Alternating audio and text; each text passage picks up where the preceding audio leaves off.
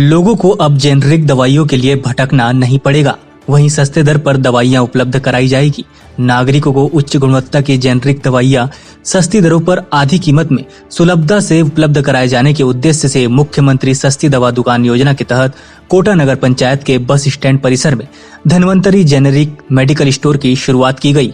कार्यक्रम में एसडीएम तुलाराम भारद्वाज, तहसीलदार प्रांजल मिश्रा, नगर पंचायत सीएमओ सागर राज, नगर पंचायत अध्यक्ष अमृता प्रदीप कौशिक, जिला पंचायत अध्यक्ष अरुण सिंह चौहान,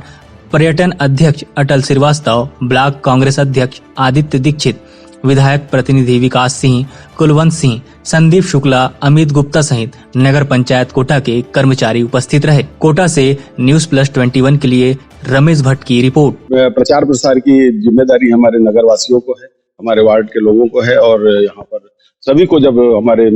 अस्पताल के डॉक्टर और बता करके ये जेनरिक दवाई की दुकान बस स्टैंड के पास है, कुछ दिनों में जान जाएंगे और हम आगे कोशिश करेंगे कि अगर ये जगह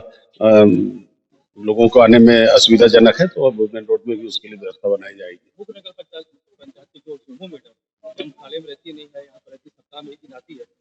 अब इसकी मुझे जानकारी तो नहीं है इसके बारे में, लेकिन यहाँ पर दवाई से संबंधित अगर कोई बात आती है तो निश्चित रूप से हम नगर पंचायत के साथ चर्चा करके मुख्य मार्ग पर इसके दवाई दुकान के लिए व्यवस्था करने की बात करेंगे।